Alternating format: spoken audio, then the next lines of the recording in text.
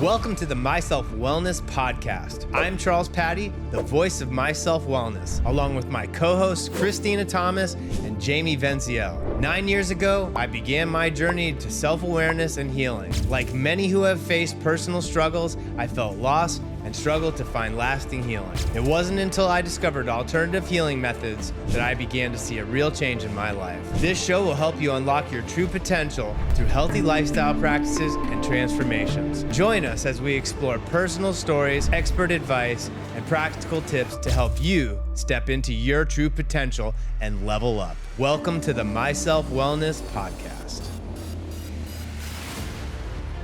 Welcome back to the Myself Wellness Podcast, and today we're here with Alexander Leoni. There's so many different titles and positions that you have, so instead of me chopping it up and messing up the way that I say it, do you want to introduce yourself? Yes, sir. Thanks, Charles, and thank you for the team for having me here today. So my name is Alexander Leoni, and I am the commanding officer of the Mangani Jungle. I'm also a sergeant of Marines. Now I'm a veteran, and I am currently serving as the vice president for the Collier County Veterans Council. Amazing. Thank you so much for all of the work that you're doing in so many different positions. Alex is an amazing guy, and we've actually become friends since probably, what was it, about like almost 2 years ago that I spoke. I spoke at a Veterans Council meeting down at City Hall, and I met Alexander, and we started a friendship that's really grown into something pretty amazing. I look at Alexander like a brother, so got a lot of love for this guy. I saw, I actually didn't, I saw on social media just as I was scrolling, the jungle, or what's it called? Sorry. The Mangani Jungle. The Mangani Jungle. Please explain what that is. That is such a sweet facility. Whatever you got going on there, that's pretty insane. What do you do there? Thank you. So it's a jungle-themed obstacle course that serves for a sport, which is the Mangani sport, or the jungle sport, or even what you would look at as the Tarzan sport. It's the sport of crossing the jungle and using animalistic movements to move about and cross those obstacles. We do a lot of things out of the jungle, though, from group fitness to sport competition to team building, and we incorporate what is the equivalent of an obstacle course in the military and the Mount Town in the military, what we call now the operations village. So we do airsoft and paintball out of there, but we also do firearms training, tactical training, weapons handling. And then the O course serves us to provide the foundation for this sport, which is also designed to fit the needs for amputated and disabled veterans. That's super cool. It reminded me, I trained for a Spartan race 2 years ago. It reminded me a lot of those types of movements. What inspired the way that you built, was it you that built the program around it? Very cool. What inspired that? A series of events inspired it, truly, because I was overseas, and one decision leading to another. To keep it short for now, I ended up facing a fully grown male African lion, which I fought with, and that in itself kind of started the snowball effect. So yes, it left me with some PTSD, which we'll get to here in a moment when we start talking about ketamine and how that helped. But it also awoke a certain savage part of my soul, of my very being. And it's easier to deal with PTSD from the Marine Corps, speaking operationally, because it's more common. And a lot more of us have dealt with the repercussions that come with that type of PTSD. But dealing with a lion, it's almost uncanny. It's the situations that play out in your mind, when you have a flashback or when you paint a scenario in your mind, are very uncommon. So it creates more of an isolation factor inside the mind. So me fighting with the lion then led me directly to go get stationed in Bethesda out of the Walter Reed Center, which is where all service members go if they get maimed. If you get blown up by an ID or something, that's where you go if you're missing a body part, so that they work with you, rehabilitate you, and put a prosthetic on your body. And then, so when I left that place, I left a piece of my heart there, because I vowed that I would come back there one day with something to bring my brothers and sisters who are missing more than just their hope. They're missing literally a part of their body. And this sport has now awoken that opportunity for me to bring that hope back to them. So this sport is designed again to fit a certain prosthetic that we're working with our team of biomedical engineers to be able to move through all the obstacles in the jungle, vertical ropes, horizontal ropes, the rings, the primitive movements, everything incorporated. But it's also not just for them, but to incorporate them with us so that we have a sport that involves broken people, but doesn't separate them. It doesn't segregate. Broken kids play in the corner. Everyone gets to play together again. And we're doing it outdoors in Mother Nature, which is the best healing environment. This course that he's created is unbelievable. All right. Like, Our team there. yeah. And so we've been out there. I went out another time to play the Airsoft with Alexander and everybody out there. And let me tell you something, like, I thought it would be fun. I didn't realize how much fun it was going to be. Yeah. It was awesome. It's basically like, it's like a full obstacle course with like barrels and tires set up, and there's trees everywhere because it's out in the woods. And like you go out there and you have teams, and you basically go out there and shoot each other with these plastic BB bullets or airsofts. That's like, it's awesome. It's like, it's basically like, you know, you're momentarily at war for a minute. And the thing is that like, but there's like, you know, there's there's like obstacles where like it's a rope course and everything. And it's not easy, but it's amazing. And so you have to really work together to get across some of the things too. So Yeah. it was an amazing team building exercise. I was just going to say that. So if anybody is watching this and they want to do something like with their company, or if they want to do some sort of team building, I think that it would be an amazing option for people to take, you know, their staff or something like that out there and do that. I'll tell you, after this podcast, Grit Media is doing their next team bonding event at that place. So I really appreciate the second I saw it on social, I was like, this is sweet. You really like it. Yeah, you would. And I feel like it's like right up my alley. But it's interesting because you don't see those types of things in Naples. But my favorite thing that you said when you said that was, you don't want people to feel like they can't participate, and you don't want there to be the able body and the non-able body. And I think that that's missed on a lot of people. And it's obviously you have a unique experience to be able to bring that to your facility. But talk about what that does for the people that get to go there. And instead of in normal outdoor physical events, they're usually the ones that have to sit on the side or do whatever. What is it like to see those people be able to take on these challenges and kind of put themselves back in a mode that they probably haven't been in since they did have all four limbs, or they were fully healthy? What was that like seeing that? I would say that the single most satisfying feeling and experience that I've had, especially as a trainer and as a coach and as an athlete myself, has been the satisfaction of seeing someone make true improvement and increase in their life. The moment someone's eyes are lit up and they're just happy that they got to achieve something that particularly they thought and they knew in their mind that they were not going to be able to do. The moment that they do that, their eyes light up like the thumbnail of this video. Their faces are just like, they're surprised that they did the thing that they thought they couldn't do. And so to incorporate everyone from the least to the greatest, there's things in the jungle that are extremely challenging, even to me. And then there's things all the way down that a child can do, a person who's overweight can do, a person who's disabled can do. So it feels like it's a place where no one is going to get discriminated. No one is going to get left out. And everyone is going to get to not just experience it for themselves, but experience it together, which I think also is something that's been slowly taken out of our society now, which is camaraderie, being able to do it and do it together. And what they were speaking about right now, the team building aspect, evolution comes in when you are faced with grit. And grit is such a short word that has so much weight. Grit is what makes people successful. It's the individual factor that no matter if you could be missing everything else, but if you have grit, you will make it. Grit is that aspect of you that says, I don't care what's against me, I'm going through it so I can grow through it. So grit is developed through suffering, but suffering is not a bad thing. Suffering is a good thing. Suffering is how we grow. right? You need a little bit of resistance so you can push through it.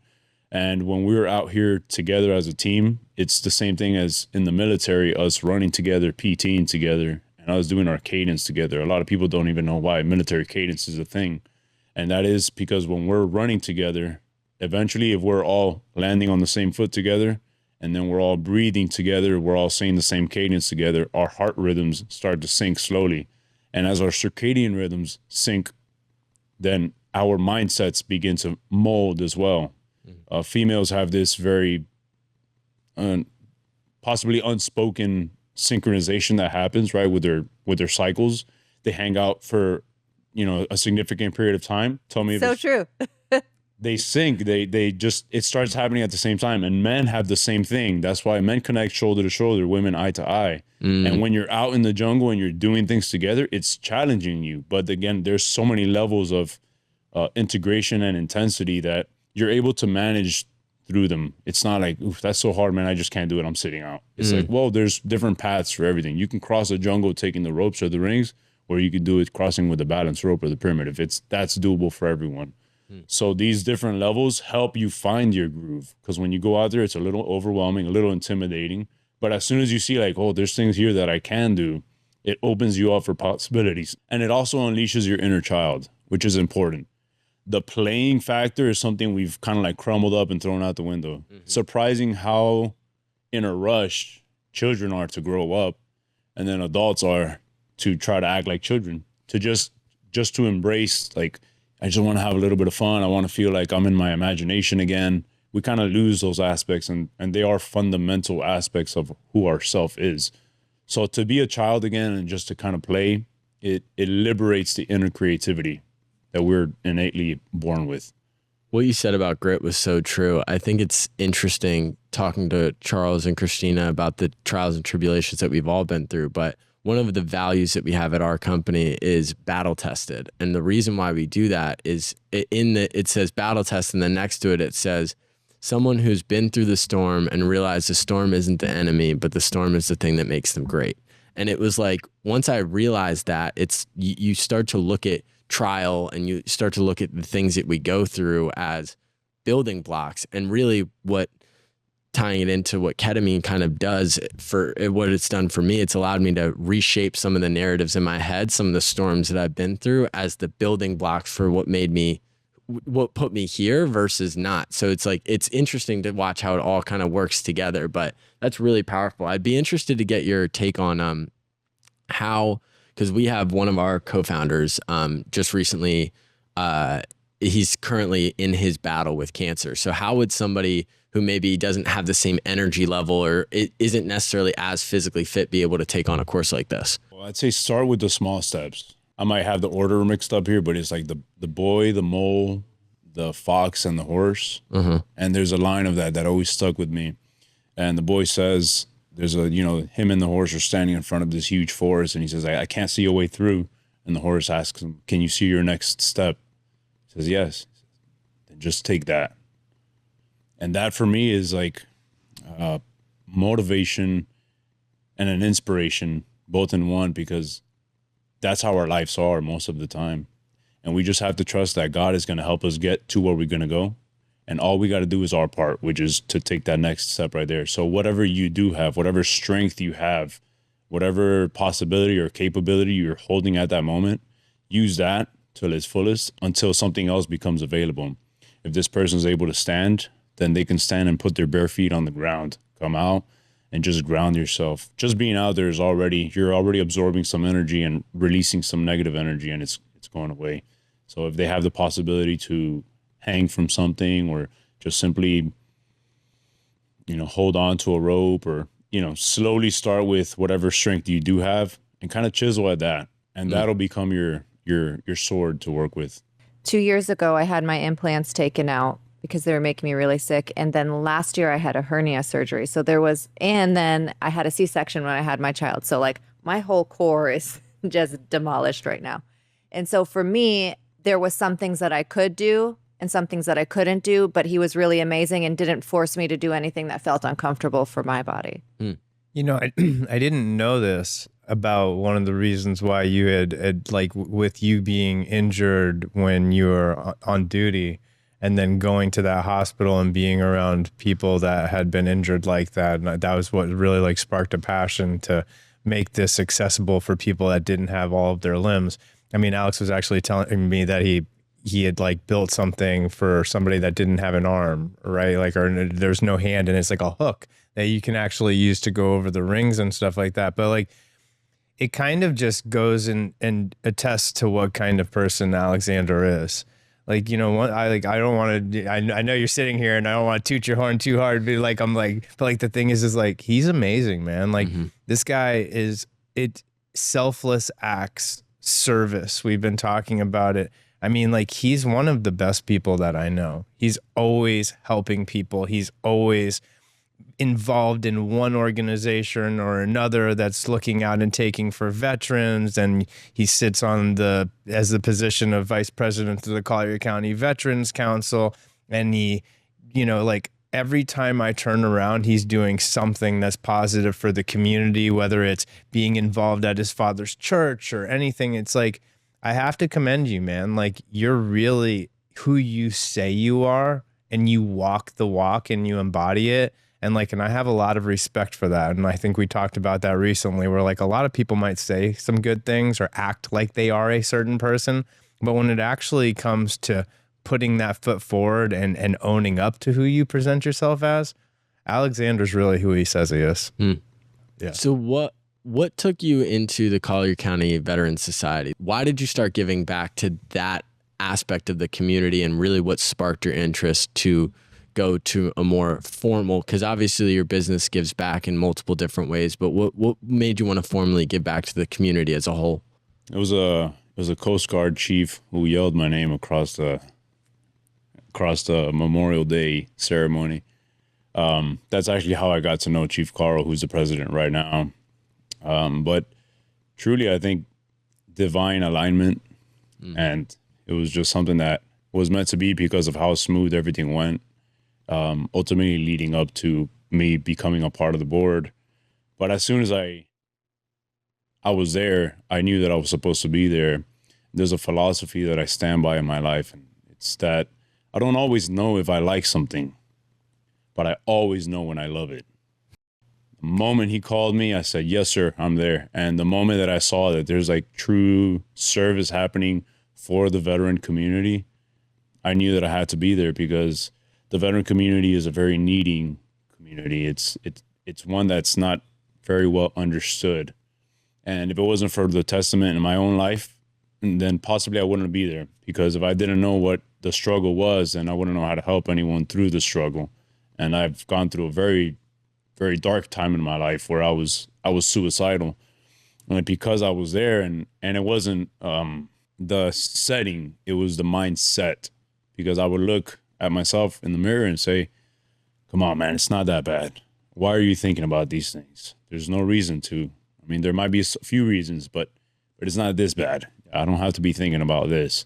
And it was like a few months worth, at least, of extremely, extremely dark times where, you know, I was just thinking about killing myself all day, every day. It's like, it was weird. It was like a thing that I just spent all my time thinking about. And the only time that I wasn't thinking about that was when I would think of the jungle. And the jungle didn't exist then, but I was thinking, like, I was already stung with the bee at that moment. You know, I was already kind of like, I was conceiving it already and thinking about it, like, what would it look like? What would it, you know, like, the concept didn't exist, but again, I was just brainstorming on it.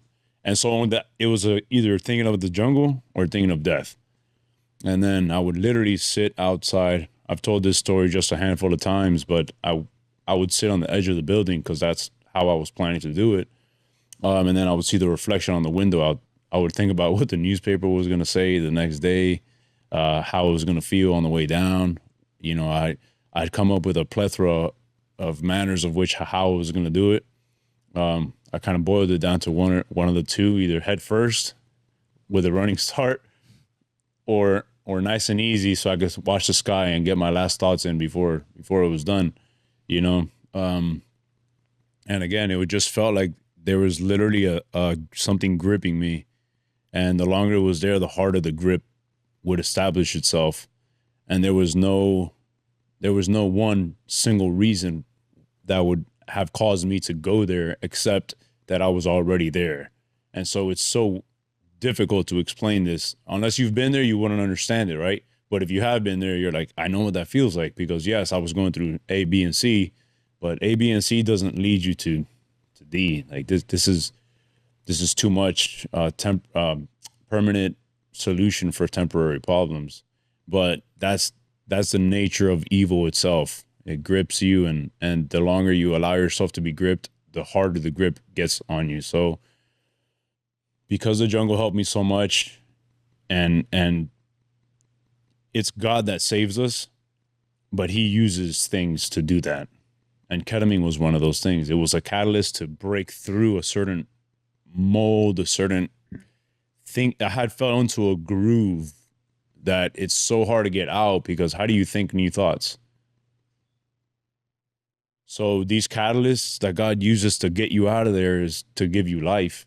And because I was able to go through these things and make it out, I said, I think the only reason why I'm even alive today is so that I can help somebody else who's in that groove. And when I found the Veterans Council, I said, this is the way that I can do that. This is the way that I can actually get some word out and just at least put my time into to serve those guys who now need it the most. I noticed that there was probably hundreds of organizations that did things for veterans, even here in Collier County. And the numbers are still extremely high. Do you know how many that is a month? It's over 700 a month. They wouldn't fit in this room. Just one single month worth of veterans who kill themselves. And we have more dying here in our home, right underneath our noses, than we do overseas, where the enemy's real, where the enemy's right there. You could take somebody out of there, but how do you take what they lived out of their mind? It becomes impossible for someone to leave by themselves, because you cannot be the one who's pulling your own rope and climbing the rope.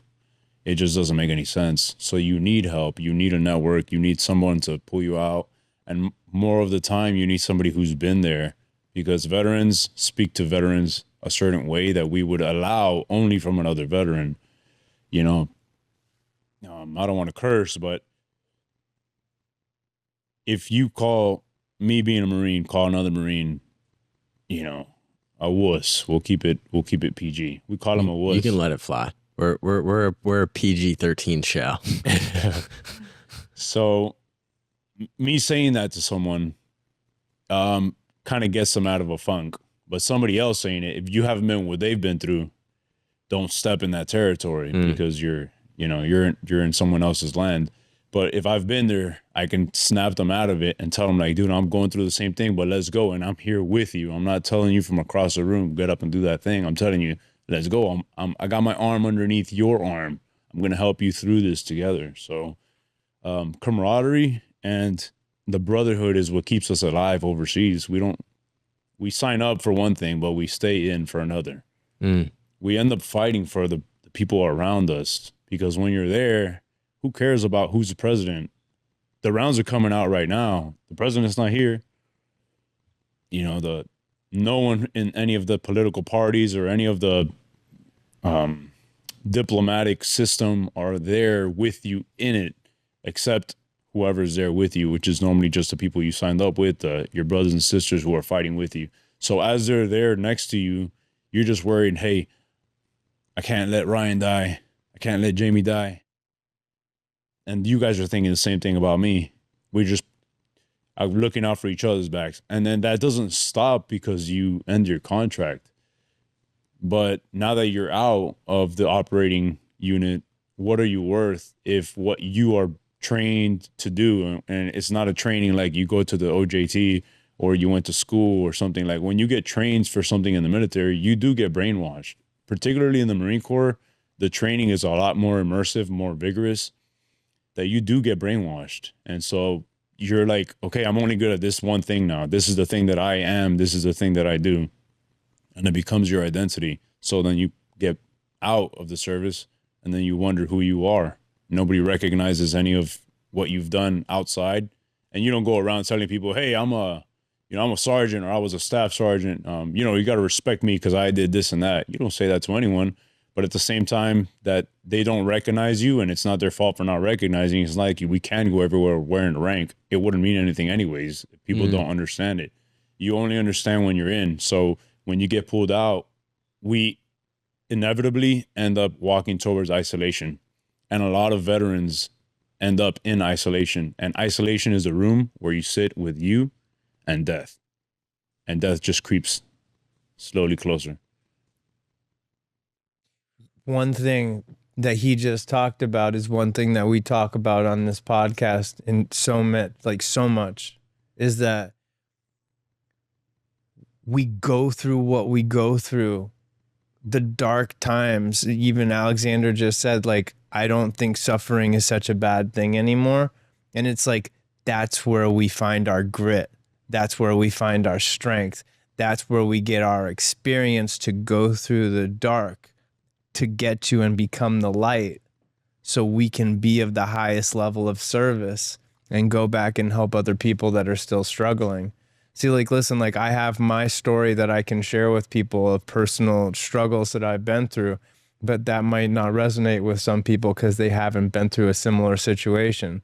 Where it's like Alexander's been through a situation with a lot of military personnel and veterans that wouldn't be able to relate to anybody else, or they wouldn't be able to have that hard conversation with them and actually tell them what they needed to hear unless they've walked the walk.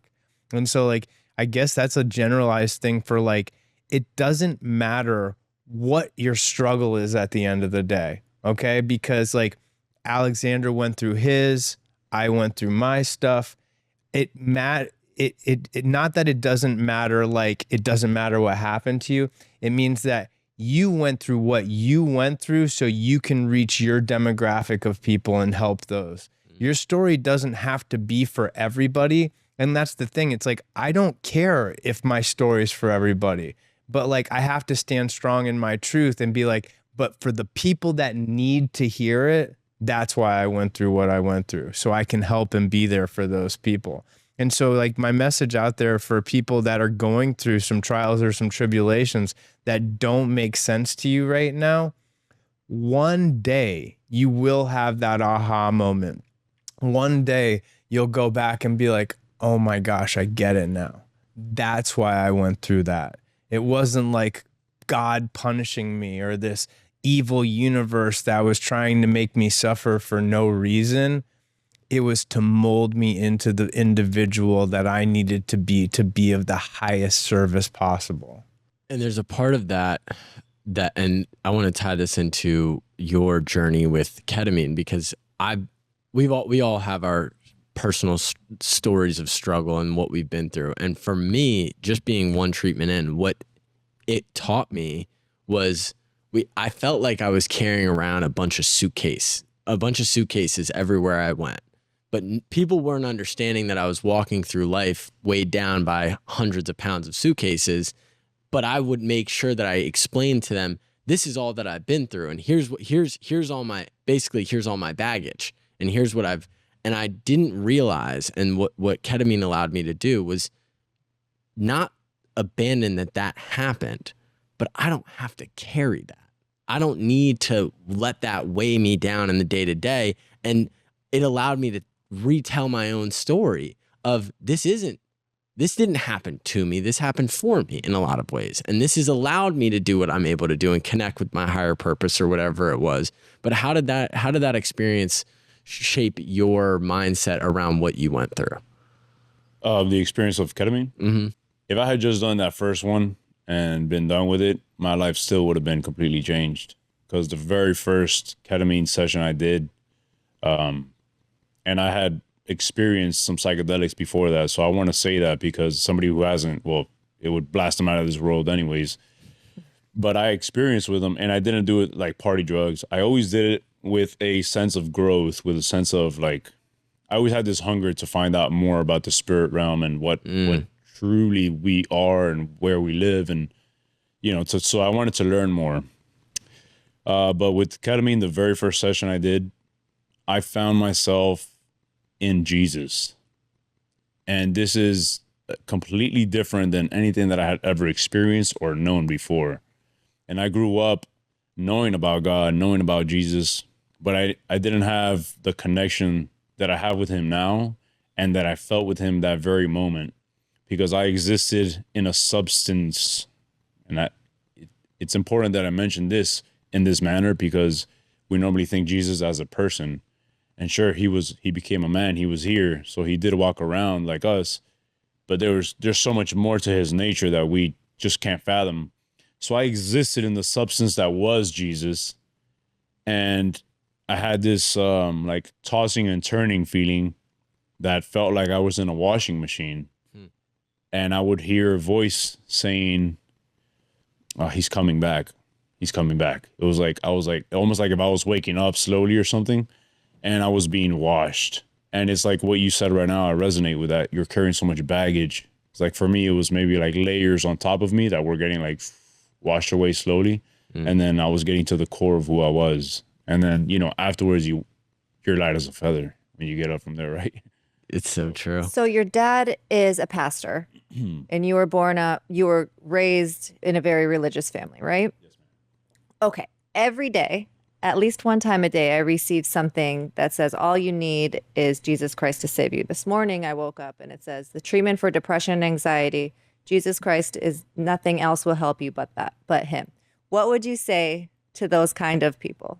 I'm sorry, to what kind of people? To the people who are saying all you need is Jesus. So what she's talking about is like, we'll be talking about ketamine therapy to people, right? No, it'll be on our ads, okay? And then all of a sudden somebody posts and they're like, people. You don't need ketamine, all you need is Jesus. What would you say to that kind of person? I'm going to turn a few faces right now, but what I'm going to tell you is that's actually true. That is true. All you need is Jesus, but we don't always know how to get to him. Come on now. Yeah, man. Come on. I know, I agree. Yeah. And a lot of people are like, all you need is prayer, and to prayer to Jesus, and Jesus is going to save you. But what if this treatment can open you up to Jesus? Because never once have I prayed and Jesus has spoken to me. And maybe that's just my thing, but on a daily basis, people are doing ketamine treatments and they're meeting Jesus. They feel that they're in the presence of Jesus. They feel that they're in the presence of God. Yeah. So coming from a religious family, and I'll tell you this because it's important. I feel like the most dangerous distraction and distraction, not just that it takes your attention, but that it distracts you from the track that you should be on to find God, is religion, because it's so close to it that you feel you're doing the right thing, but you could be doing it completely wrong or for the wrong reasons. And if your reasons are wrong, you'll never find him being so close to him. I ran away from God for the very same reasons, because I was born so religious, and that very same religious principle ended up pushing me away from my family. And then I was distraught, and that's when this depression kicked in. That's when I was overseas, I was out of the Marine Corps, but now I was working private security, you know, on my own, and that's kind of when it took a hold of me.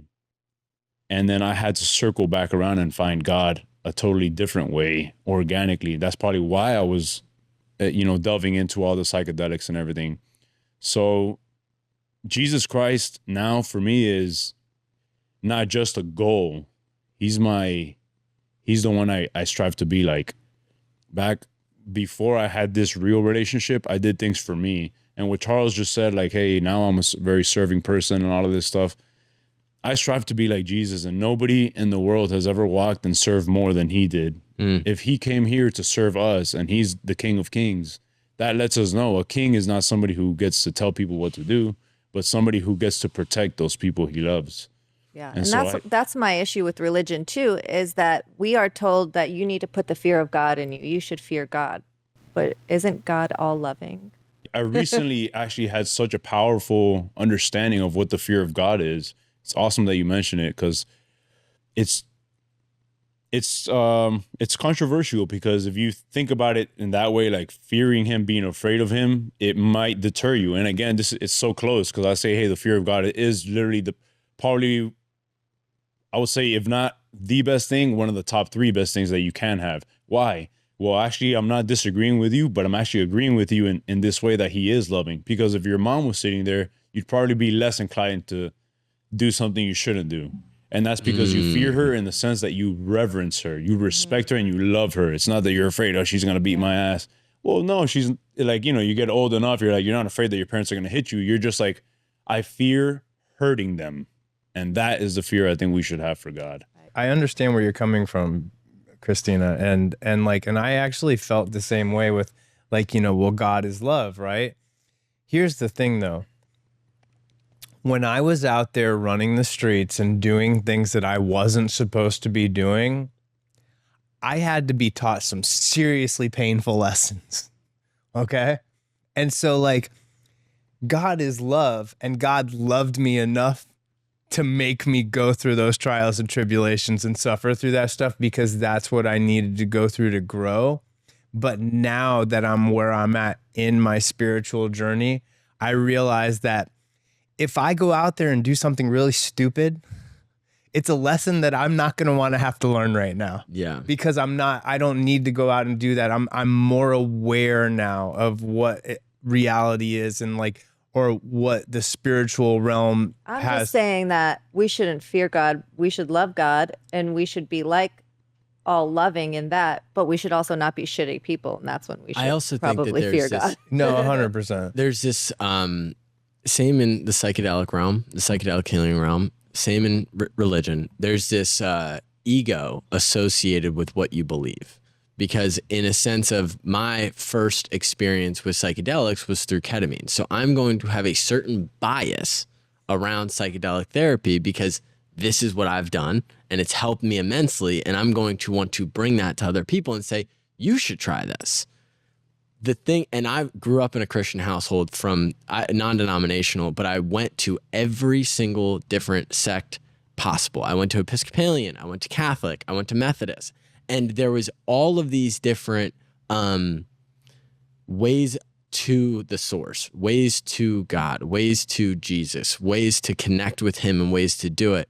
But what I found, at least from that aspect, was there was tension between your way is or my way is better than your way, or this is the only way. And what I've learned and I'm glad that I got to experience what psychedelic healing does through the lens of Christianity, because I still am very connected to that. And I wouldn't be where I'm at today. I wouldn't have made it through all the stuff that I went through if I didn't feel a connection of what God gave me was this connection to purpose and this connection to I'm supposed to be here. So no matter what I go through, it's a matter of this is a part of his plan. And I think back to all the different things that I learned through the years sitting in church on Sundays and hearing that message. And a lot of times it would speak to me, but I just think that there's this, and I'd be interested to get your take on it, being that you've kind of experienced something similar. There is so many different, there's so much ego around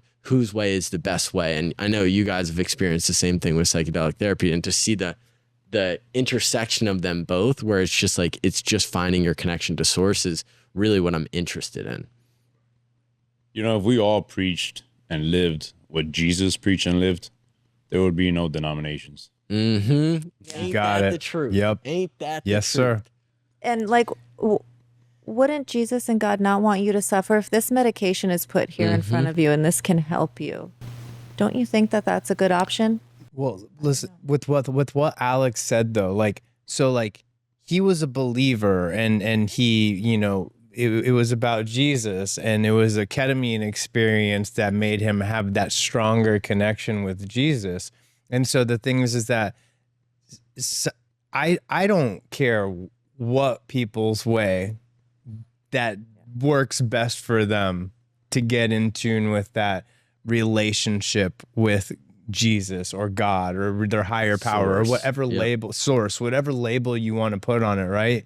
But for me personally, that was psychedelics. Mm-hmm. And so the thing is that I was raised in a Catholic household and I went to church, and I never had any of the, I always wanted to believe so badly, but I also was very stubborn, and I've always been one of those, I got to see it to believe it kind of guys. Mm-hmm. It sounds really good, but I need to experience it.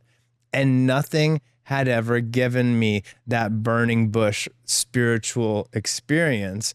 And then some psychedelic experiences that I had, I was in the presence of Jesus. It was actually happening. And I came back from the experience and I was no longer a believer. It turned me into a knower. I know now. And psychedelics did that for me.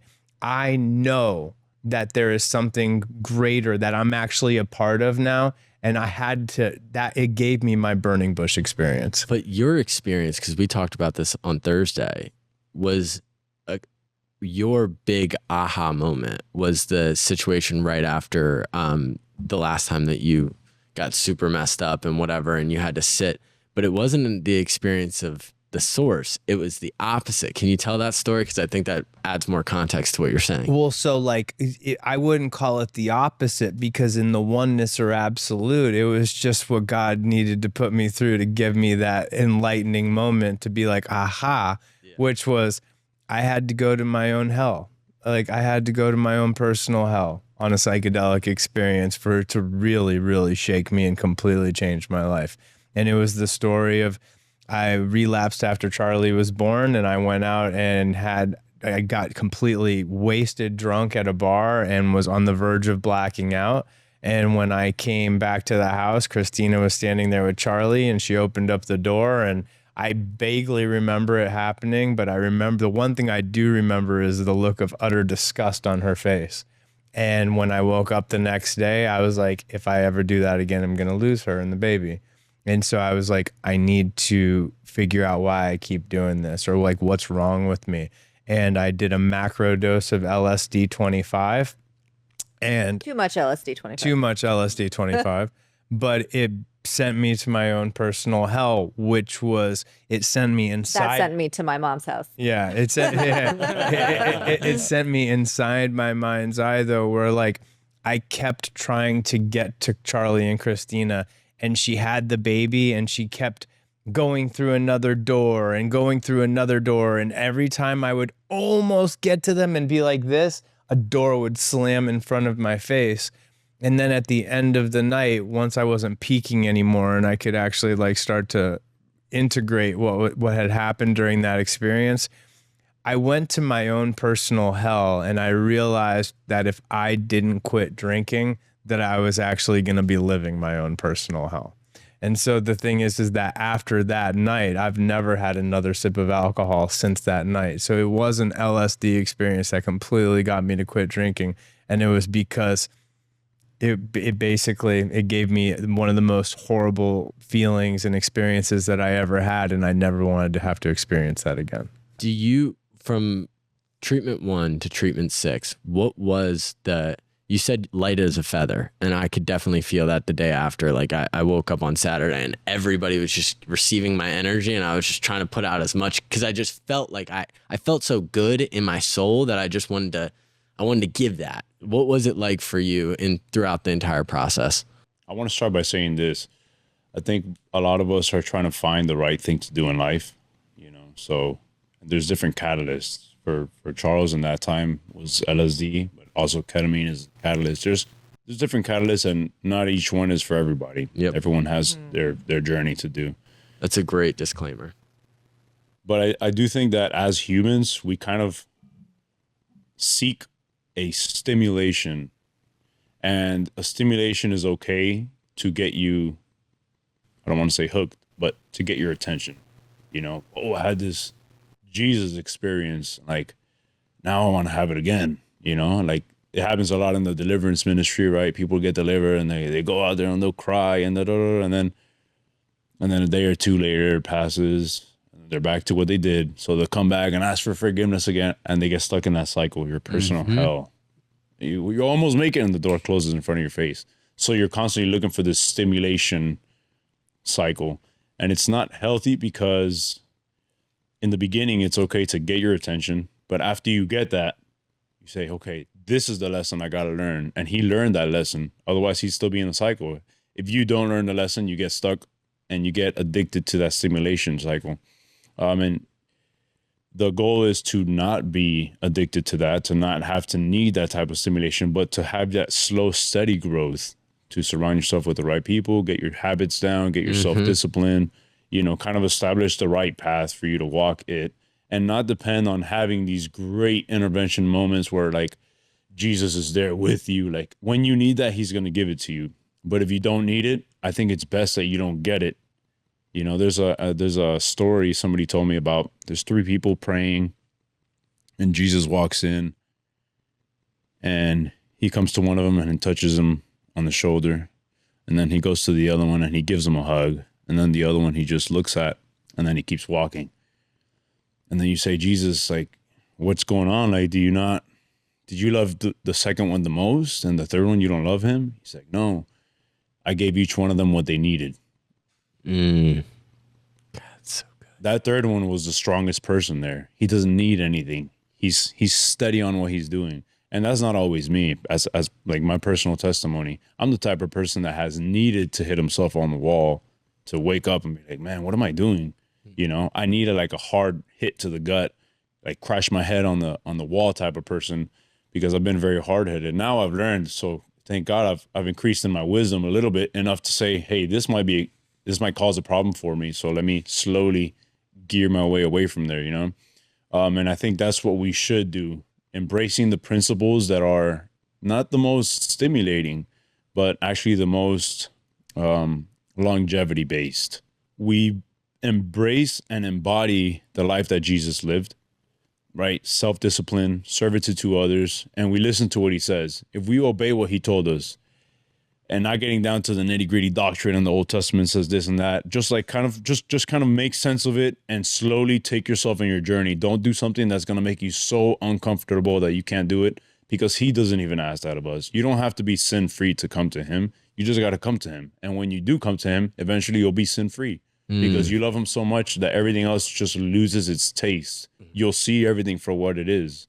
You love God above everything, and you love your neighbor as yourself. And loving your neighbor as yourself embraces 2 principles. If you don't love yourself, then you're going to love your neighbor as you don't love yourself.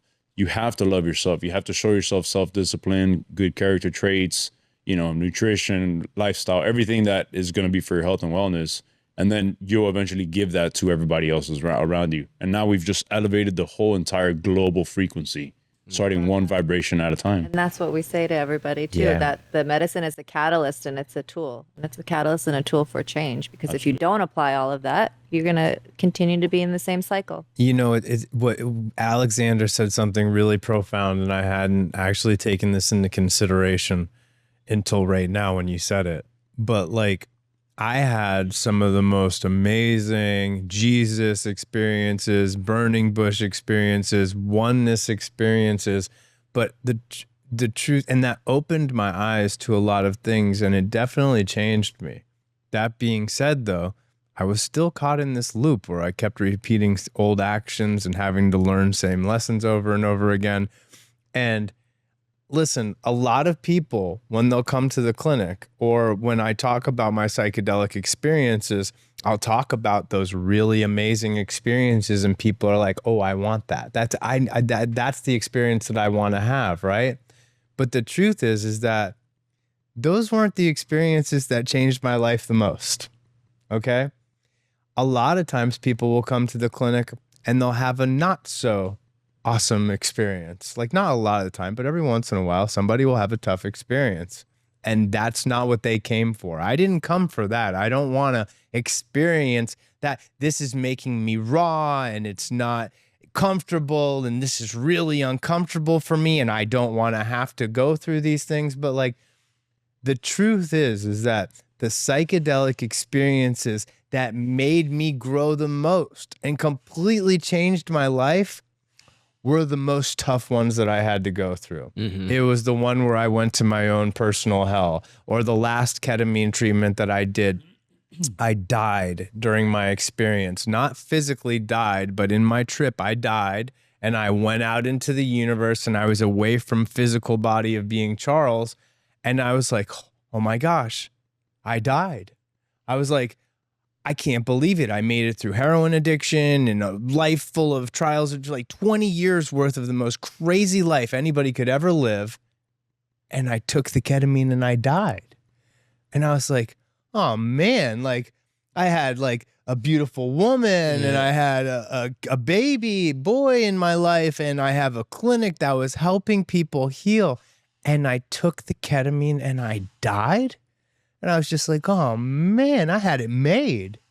Like, I'd give anything to get it back. And then I go, I'd give anything to get it back. And then I was back in my body and I was like, I'm done. Okay, I get it now. I have everything that I never thought that I was going to have in my life. And it had to take me going to the place where I was so uncomfortable and so regretful for taking the ketamine and losing it all, for me to actually not do it anymore.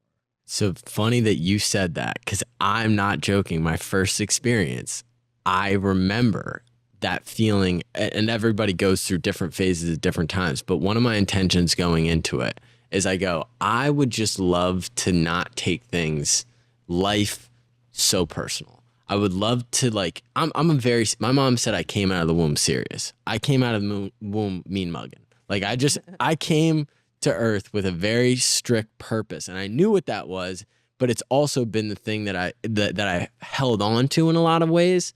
And I was talking to my fiance right before, and I was like, my intention is to come out of this experience and really release a lot of the baggage that I've held on to, but also not take things so personally and just enjoy what this experience is.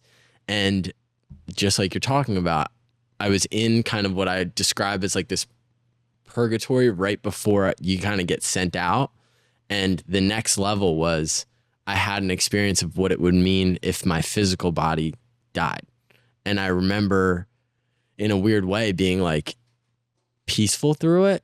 And it was different in the sense of I didn't go right to all the things, but I remember being so peaceful in that moment of I didn't fear the unknown anymore. I didn't fear what was on the other side of this thing that we call life. And for me experiencing, my cousin getting murdered and experiencing my dad passing away and experiencing all this death around me, for me, I looked at that as the final destination. Even with all the experiences through Christianity, I still very much was I don't know what else is there. And for me to be able to experience that afterlife, in a sense of, I could only explain it as that, but it gave me this perspective of, okay, this is an awesome experience. What we get to do here on earth is very connected, and you have the source, but you're meant to be light through it. You're not meant to carry this hundreds of pounds of baggage everywhere you go, because that's not what life is about. Because you never know when it's gone in a lot of ways. And see, the thing is, and the truth is, though, is this is my personal opinion, so I'm not trying to sell anybody on it, but from what I've learned through psychedelic experiences, I am 100% knower now that it's not the end of anything when we die. Okay. And so when people do 5-MeO-DMT, there's actually people that will administer the medicine, which is the frog. It's the Sonoran desert toad that Mike Tyson talks about. And the thing is that they say you do the 5-MeO-DMT and you practice dying. So when you do it gracefully. And it's because it's basically the same experience. You die during your toad experience, and then you come back and you realize that death really isn't anything that you need to be so scared of, because there is more after this. And so it's basically a way of practicing to die and releasing and surrendering to that experience and not fighting it. So when we do move on, we can move on gracefully. And I think that's really profound, that a lot of people don't realize it, but a lot on the right doses with ketamine, you have a very similar or same experience to that. And that's why one of the reasons that our symbol for our facility is an ancient sign of rebirth, because people do have these born again or rebirth experiences. They talk about it in the church a lot, where it's I've been reborn, and it's this new lease on life or whatever. And see, that's the way I look at what happened to me during that last treatment. Was when I thought that I had died, it put into perspective for me so much how I was not appreciating things that I should be appreciating. I came out of that session and I was so hyper overdriven at that point where like I wasn't paying as much attention to Christina as I should have been. And, you know, I had the most amazing little boy and I was just so focused on everything else with building the company and doing all this that like I wasn't taking enough time to actually appreciate what really was important in my life. And I think that like having that death and rebirth experience and thinking that I lost everything and then knowing how much it truly meant to me and coming back put me in a completely different level of focus on why I was doing the things that I was doing. It's like, you know, I used to be on this ego trip where it's like, and sometimes I still fall there a little bit, I'm not gonna lie, where it's like, I'm doing this because I'm gonna save the world. You know, it's like, I'm gonna save the world. And the thing is that I actually know that what I'm really doing is I'm saving myself. Okay, because that's all, the only person that I can really save is me. And the thing is that, and I know by continuously working on myself and doing these things to better myself and have this growth in my life and projecting that out into the world or the universe, because this is where the cliche saying comes, as I heal myself, I heal the world, because it's an energetic communion or attraction where if you really embody it, and going back to what Alexander talks about, when people say like, well, like, you know, what's your religion? Like, I don't identify like that. Like Alexander, I aspire to be like Jesus. That's what I do. That's what I embody. That's what I live by, as like a life of service and being selfless. And what people also don't realize sometimes is one of the most selfless acts that you can do is being selfish and working on yourself continuously, because that's the only way we're going to really make a tangible difference. But at the end of the day, another reason that I do this is because I want to make sure that I'm building a world that is good for my son to be a part of and grow up in, or like that Christina is going to be safe in. And so it's like doing this continuous work on myself is actually the only way that I'm going to make any of that happen. How do you see your mission now, going through what you've gone through, and where does that lend itself into what you do in your day to day? I have to remind myself all the time that what I do is not who I am. It's important and it's a purpose that needs to be fulfilled because we're mission driven, but you cannot let it completely overtake you. In the beginning of this podcast, we were talking about my introduction and all of that. I go by Commander Leoni in the jungle. And anyone whom I associate myself with professionally, I make sure that I set a certain boundary for them not to kind of mix the two, right? But sometimes I have to remind myself, hey, it's not like it's a hat that I wear. It's not a mask or something. It's a hat that it's a certain duty or a certain standard that I have to hold myself to, and I hold them to. You know, when I coach somebody, if I become their mentor, I tell them it doesn't benefit you to be my friend. We're not friends right now. We're colleagues. We're professionals working with each other. I need to be your coach. So whenever you see me, you stand up straight. You get your chest up, like you're on your best behavior, because it'll remind you of what you're supposed to be, not who I am. You calling me Commander or calling me Alex won't make a difference to me. It'll only set standards for yourself. So we try to influence each other with what we do. But at the end of the day, when we all take everything off, we all look the same too. So sometimes we just have to, like what Charles was saying, just take a breath and say, hey, I'm no one. And eventually I'll go, my body will go back to the dust. And yes, our soul, spirit keeps going, but we are no one. We're just here to do the best we can and walk each other home. Yeah, man. I feel so inspired. I really do. I really do. I'm just going to call you Ram Dass from now on. But you're... All we're here to do is, all I can do is work on me. All you can do is work on you. And at the end of the day, we're just here to walk each other home. Yeah, man. It's beautiful, brother. The purpose of this podcast is to bring people from dark to light, in a sense. And there is no silver bullet. It's not like you can be living a very, forgettable life and take 6 treatments of ketamine and your life is going to be completely revamped. It's in the day to day where I think a lot of that, a part of one of the pillars of this podcast is healthy habits, because you cannot be who you want to be without representing it. We talk about the landscape of social media. You have a lot of people that represent themselves on social media. They believe that they are, this person that is, telling you what you need to do and everything like that. But you can only be that person and really create change through living that. And I think about being, we talk about it all the time. Like, I never wanted to associate labels because we have 4 business partners in our company, and we were always very careful with labels because, especially in the early days, everybody was doing everything. So there was no definition of this is who you are, this is who I am. But at a certain point, we ended up deciding that I was going to be the CEO of the company, and I thought that label was meant to make me feel good. I thought that label was meant to stroke my ego. And I remember being in college and having this chase for the labels, and I want to be the president of this, and I want to be the vice president of that. And I want all these signifiers of I'm validating who I am. But I realized that label is only there to put a mirror up every single day so that when I show up to work, I don't tell somebody how they need to show up. I represent it through who I am. And when you said that, it connected so deeply with me, because the idea of being something is through who you are, not what your label says. And it's crazy to see that come full circle. We're working on another deal right now, right? And there's a pitch deck being put together. And Christina said to me the other day, they're trying to figure out what to call you. I'm like, I don't care.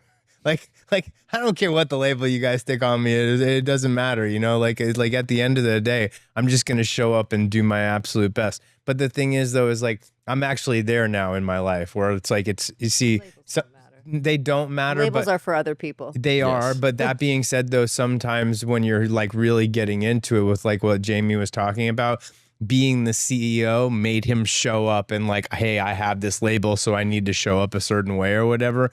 But then at the end of the day, once you get to that one point where it's all right, this is just who I am. It doesn't matter what you call me. I'm just going to hold myself up to this standard. Exactly. It's because this is what I need. This is who I need to be. This is how I have to show up, and not because I have letters behind my name like this, but it's because I'm embodying that individual. And energetically, people go towards that. In the military, you're the best leader.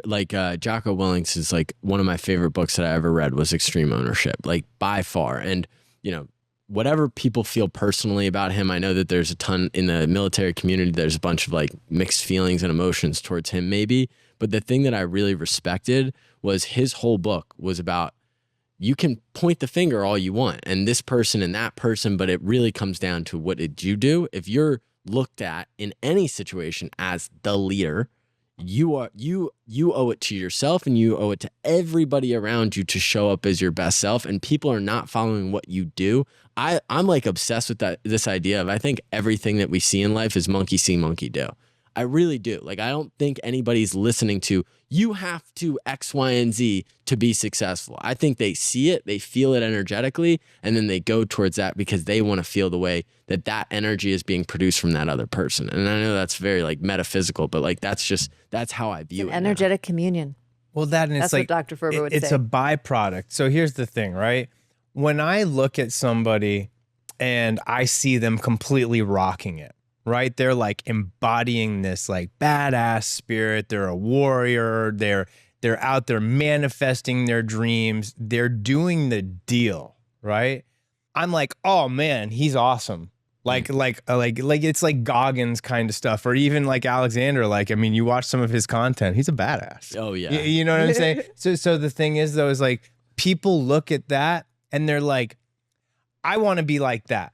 Because they're embodying it. It's not because they're saying who they are. It's because they're showing up, suiting up, and being that person, right? Would you go to the personal trainer that's overweight, or are you going to go to the personal trainer that's jacked? Exactly. And this is my point. But then here's the thing, though. Okay, so it's you're attracted to the individual, like how they compose themselves and who they're embodying, who their warrior spirit is. And then that inspires you to be like that person or want to learn what they did in order to become that person. So like when we're talking about even healing with like ketamine and stuff like that, that's a byproduct. It's the person that they've become like that. That's a byproduct of the dark they went through and then what they used to heal themselves and pull themselves out of that situation to become the person that they are today. So it's like, listen, like, I don't want people to do ketamine because I'm like, oh, ketamine saved my life or it helped save my life and it's doing so many things for me and it's made me a better father and business person and all of these things. I want people to look at me from a distance and be like, damn, Charles is crushing it. He's really rocking it at life. And like, so like, I want to be like that. He inspires me to do better with myself. And then the person that I am right now is actually a byproduct of all of the things that I went through and what I did to heal myself. So it's like, don't just listen. If you're into psychedelics or whatever, don't listen to all of these other psychedelic gurus out there just because they're talking about psychedelics or other healing modalities, you know, people that are, you know, saying that they're one person or another. See who shows up and actually embodies that person that they're presenting themselves to be, like Alexander does, like you do, like I aspire to be like on a daily basis. And then you can be like, hey, listen, like, you know, what did you do in order to get to where you're at? That's how I think like the real genuine growth is going to come. In football, my favorite, now having the context around it, my favorite thing would be when our coaches, we'd be facing a team that was like physically outmatched us, like faster than us, quicker than us, everything. And they said, hey guys, I want to tell you guys something. They put on their pants the exact same way that you do.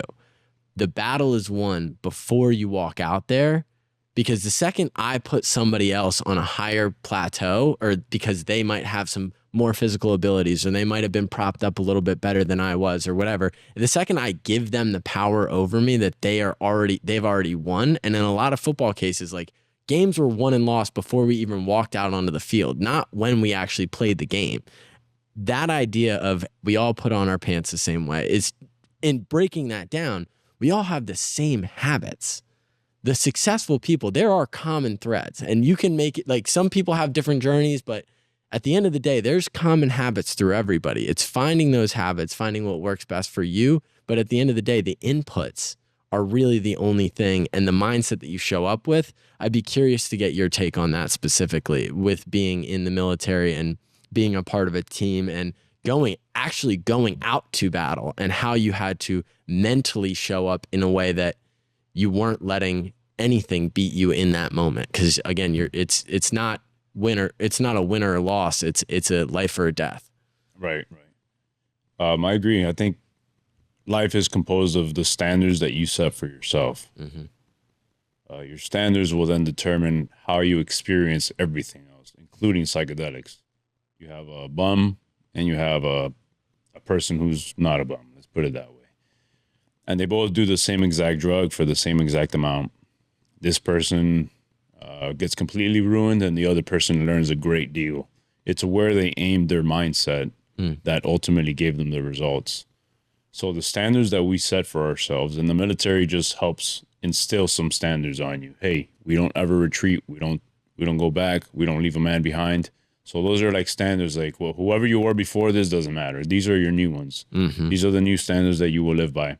So as we embrace those new standards, we embody a new character.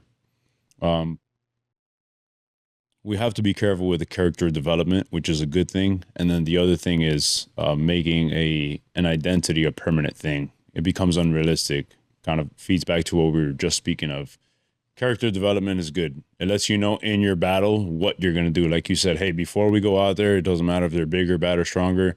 I'm still going to do everything I can. And in my mind, I've already won this battle. That means that when I'm there faced with like unimaginable odds, I'm going to find the way, because there has to be some way. So if somebody could do it in my body, that person is going to be me.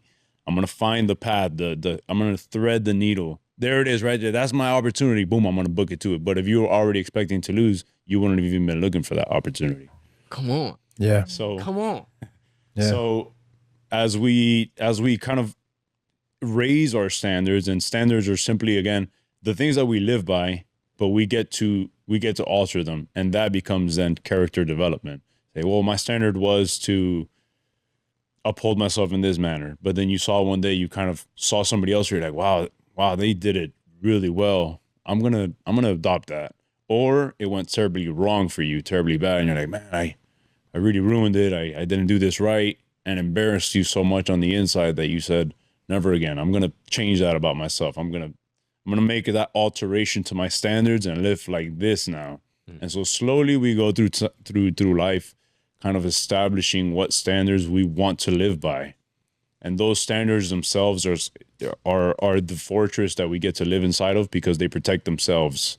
You know, it allows you to have a boundary where you don't allow people in to a certain level. Like this is my standard for operating with professionals, for family, for friends, and then the way that you manifest yourself outward. And then whatever environment you get put in, you'll see people that cool, calm, and collected. It doesn't matter where you put them. They're going to know exactly what to say or whatever, because inside them, they have a framework that they kind of live by. And so that helps you reap results on the other side, no matter what experience you're going through, because life isn't happening to us, but for us. So I want to ask one question to you really quickly before we end this podcast, which has been an amazing one. So after I spoke at the Veterans Council meeting the other night, Chief Carl, during like my speech, pointed over at somebody and was like, hey, you need to connect with that person. I want you to go talk to them. Okay. And after the meeting was over, I went over and tried to introduce myself to the guy. And he was very hostile. He was like, I don't want anything to do with ketamine. It's a horse tranquilizer. Take that away from me, basically, right? And so my question for you, or like my want is like, what would you say to people that have a negative stigma associated with ketamine, or a negative connotation where they think that it's one thing? Like, if you were going to give a message to people about like what your thoughts on, maybe before you were educated and had the experience on it, and like what's your thoughts on it now? Like, what would your statement be? That's so funny. That's the same thing I told you. You said you talked about ketamine, and the only thing that I did know about it was it's a horse tranquilizer. And a friend of a friend who was one time taking it at a party, I didn't see them, I wasn't there, but they told me, this guy's like, he was like almost dead, and then the people thought he was dead, so they tried to kick him out or whatever. And like, he was just like, he wasn't even just completely unconscious. And then they kind of like shake him too, and like eventually he comes back and he gets angry at everyone. He's like, why'd you bring me back? I was having a trip or whatever. So I had this terrible, terrible knowledge about what ketamine was too. So I understand if people don't know, they fear things. Yeah. That's in every aspect of life, right? You don't know something, you kind of fear it. So the first thing you got to do is get knowledgeable on what it is. And the best way to do it, just like when you go on Amazon, you're going to get something. What do? You scroll down, you read the reviews. What are people saying? Is there anyone like me that has taken what you're offering? If he was a veteran, then are there other veterans that have gone through what I've gone through that have taken this? What do they say about it? So listen to what other testimonies are saying, get knowledgeable on what it is, and then associate the risk with the reward. What can this do for me, and what can't it do for me? Is this going to hurt me, or is this going to help me? And I think there's zero, right? Risk. If anything, it's like minute. You might have a bad trip, but that's not always a bad thing. But sure, it might make you uncomfortable. But I don't think anyone has ever died or anything like that from this. So I think you can only reap rewards from it. And maybe it's not for everyone. But if someone has already tried everything else and nothing has worked, then why not try it?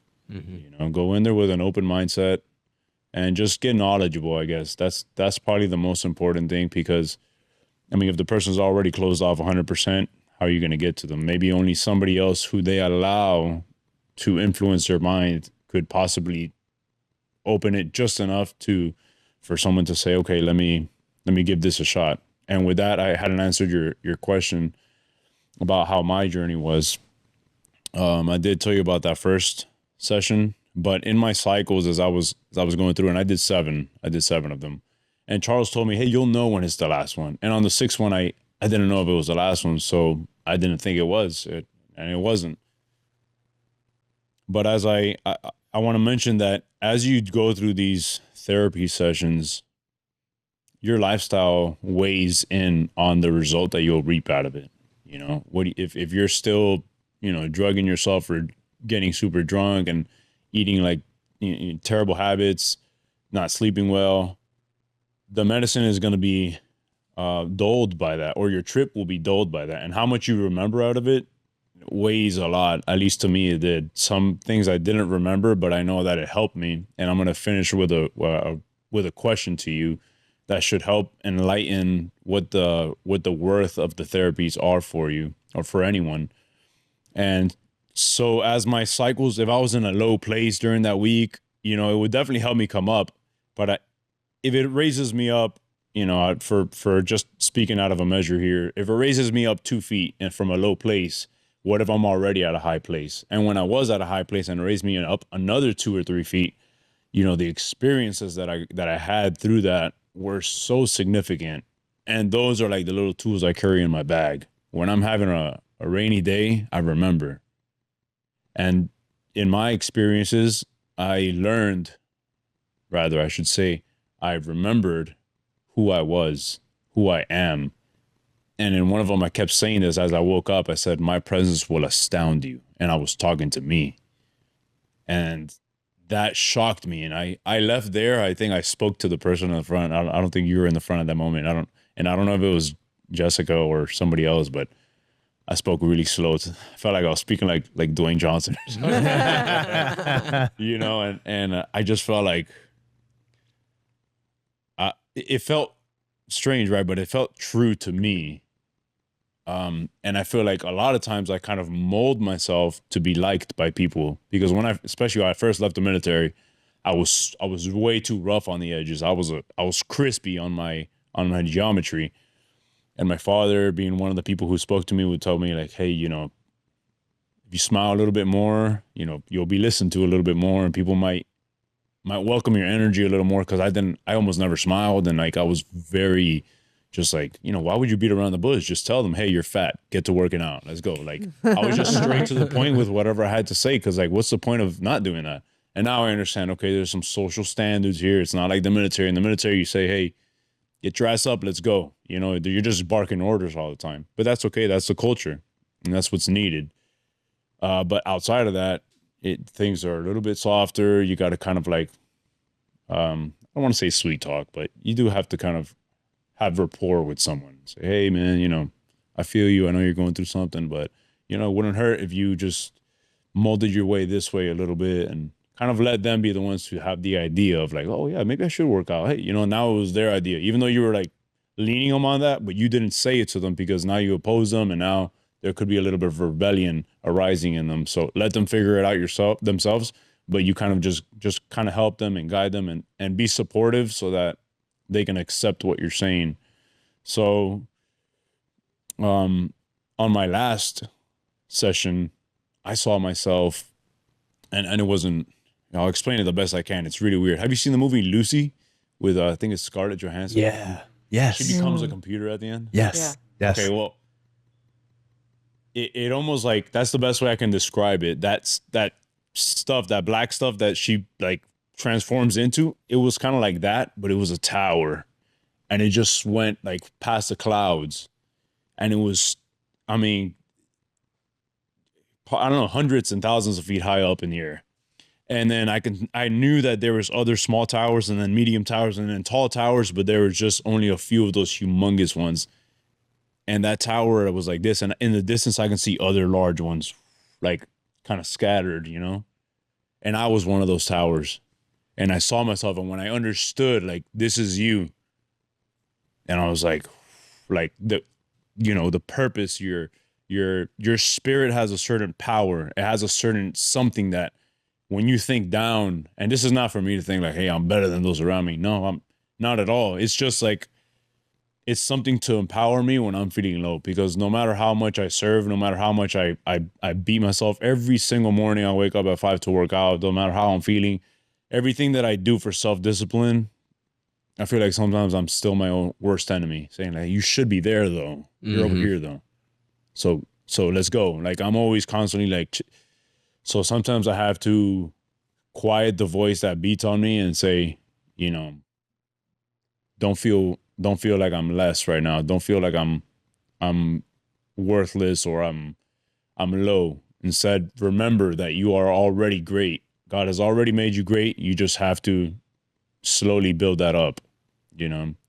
And I think our spirit is complete. We're just here to do what we can while we're human. And like you said, man, tomorrow could be my last day. So I'll be remembered how I lived today and backwards, you know? So each one of us does the best we can through our daily journey and giving back to others. Even just one comment to somebody could make the difference that that person was going to take their life that day and they didn't, or just they were feeling low and you said, hey man, or, you know, your smile made my day, or whatever. A small comment to someone can help feel like, hey, somebody's noticing me, and it's just a little positivity that you're dropping into them.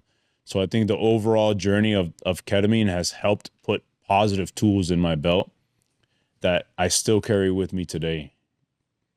And I think it's important for people to know, we treated you like how long ago? Not recently. It was been a year and a half. Over Yeah. a year now, No, since I well did my over a treatments. year. Yeah, no, but I think that's important for people to know that you didn't just end your treatments. Yeah, No. You did this over a year ago. Exactly. What I wanted to like, so the movie he was talking about is basically like what we were talking about the other night and what I talk about with psychedelics, where this girl Lucy had a research chemical, which was a drug that they put in her body that they were going to try to get her to smuggle across border, right? And the package popped open and this research chemical started coming out in her body, and it started activating more of her brain. Okay. And so the more and more of her brain that turned on and got activated, she started having like superpowers. Okay. And she started tapping into these higher states of consciousness. And then at the end of the movie, it was like 98%, 99%. And then boom, right around the time when he was talking about, it activated 100% of her brain and she disappeared. And the reason that she disappeared was because she became one with God. Wow.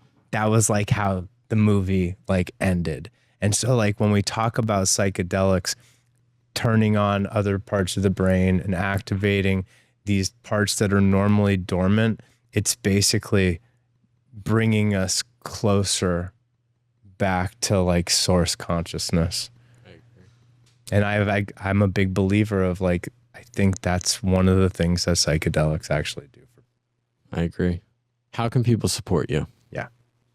I think if they go on our website, we have, you know, our cause on there. It's still being updated now.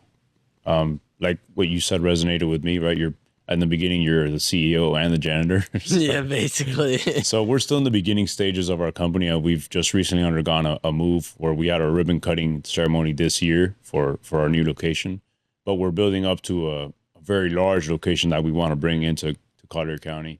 If you go on the website, our information is on there. It's manganisalvaticus.com. Are you able It's hard to spell, so we'll drop the link in the bio. Yeah. And listen, and if anybody wants to get a hold of Alexander, you can always contact us and we can coordinate a meeting up or something. You know, listen, like he does a lot of great work and he's helping a lot of people, and there's always opportunities for people to monetarily support that and help expand that and bring the reach out to help more people as well. So always think about that. Just by this conversation, I know I need to get our team into your facility. I know I need to pioneer a lot more people getting through, because what we're talking about, if you take the psychedelic aspect out of it, you have something to give people. And I think the people that really truly need it are going to come to you. And I think it's just about a platform like this. And, you know, it's the mission of Grit Media as a whole, it's just giving people like you the platform to be able to get everything that you deserve and that people need from you in a lot of ways. Maybe what we can do is we can plan something together, like as a collective here, and get everybody out there, like all of our networks and stuff like that. I think we have to. 100%. Yeah, I definitely think we have to. If somebody's watching this and they're a veteran, I'd like to extend the invitation in particular to them, because it's we will host events for free for veterans. And again, we do Airsoft. Some vets are not ready to come back to anything combat related, but if you are, it's a great time to really just build camaraderie. And, you know, it's non-lethal. It hurts a little bit, but it's not a big deal. But it's fun. It's a lot of fun. And we just go out there totally free for veterans and first responders. And anytime that I say veterans, I also mean first responders, because they deal with the same stuff, if not more, on a daily basis. So totally free space for veterans and first responders all across the board. I had the honor of getting invited out to one of the veterans Airsoft events, and boy, that was awesome. Everybody, there was so much camaraderie, and there was like such a beautiful scene of all of these people coming together and really being supportive of one another. So I'm too chicken to get shot at. We have a competition called the Mangani Jungle Summer Games right now on August 31st. So I think this will be out before then. It would be good. So we're looking for sponsors right now. And the primary attraction of what we're doing is a competition. We have team where we have 5-person teams competing, and then we have individuals, adults, and then individual youth. But really the underlying foundation of this is to bump the awareness of our sport, because it's a new sport. You know, if you say we'll have a soccer tournament, you immediately know I'm a soccer goer or I'm not a soccer goer, you know. But since the jungle is a new sport, not a lot of people know about it. They don't really, the uncertainty, you're kind of like, you're hesitant on. So really it's to bring awareness so that we can get out there and more veterans, especially those who are in need of this type of thing, can seek for us. Disabled amputees and healthy veterans who are just needing to connect with the brotherhood again. Send us out, Charles. you want to send Thanks us for out? joining us today. And if nobody's told you that they love you, We do. have a savage day, everyone.